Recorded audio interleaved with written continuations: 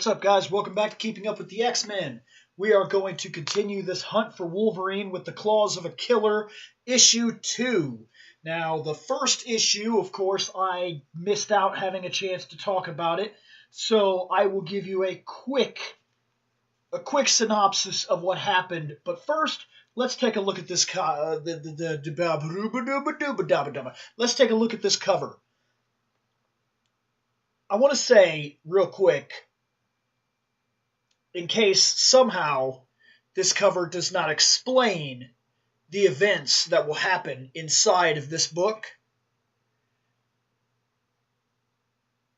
there are zombies. Yeah, I know. It's surprising. It definitely is. You know how sometimes covers are misleading, and then sometimes that drives you crazy? This cover is both misleading and 100% accurate. They will be fighting zombies. These are not the costumes they will be wearing. In fact, these costumes are cool. I like them. I actually like the Sabretooth costume right here, and I really, really like the Lady DeathStrike costume for reasons. You know, because it's cool. Moving on. When we go into Claws of a Killer, here's all you have to know about the first book.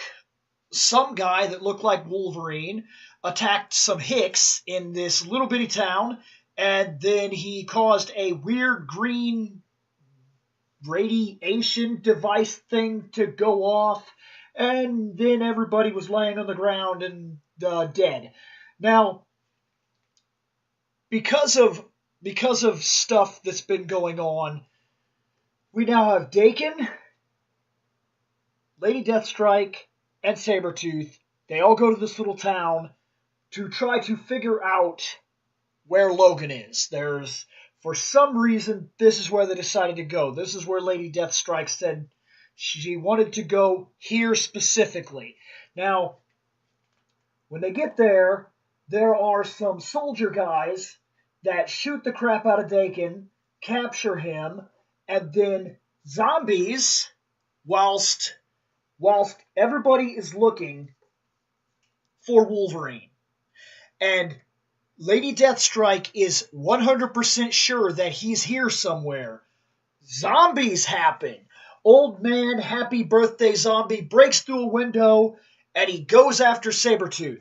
And then, at the same time, gas station attendant, angry zombie, breaks through a window and attempts to take out Lady DeathStrike. And this ensues to a giant X-Men type of characters, or Weapon X type of characters versus zombies, which basically has Sabretooth getting bit, a bunch of running and zombie scenarios, and it's very scary, and they can't really get away, and throughout the course of the entire confusion, Sabretooth decides that his hand is not healing.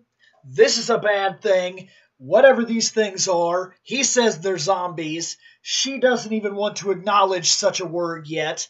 And Sabretooth decides, it's time for less zombies. It's time for more thinking. I'm out of here. My hand won't heal. This is done. So he literally leaves DeathStrike to her own while she just barely gets away and gets into the same building that he's into.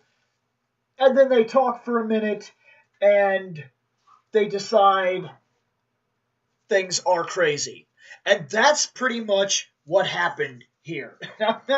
I'm not joking. I'm not leaving out too much. There's some stuff, there's conversations here and there and whatnot, some background things that were happening, and there's definitely a unified bad guy presence starting to show up throughout the course of all these, which the bad guy presence so far seems to be this group that is referring to themselves as, I believe it's Soteria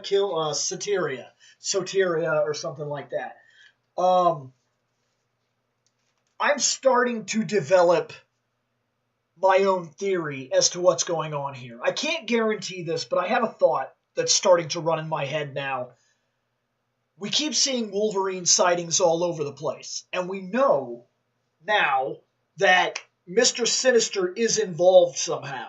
We also know that Tony Stark was offered a $6 million price tag to buy Wolverine's DNA. Now, I was thinking about that. That price tag seems awfully low for something like that. For $6 million, you can have Wolverine's DNA. That seems really low. And then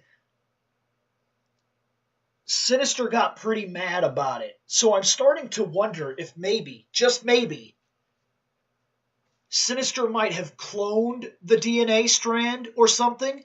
Maybe he got it to work. Maybe he created his own version of Wolverine DNA, and they've been selling it and kind of modifying it, and maybe different bad guy organizations and countries and things like that, or whoever was sold on the black market this DNA, are making Wolverines now.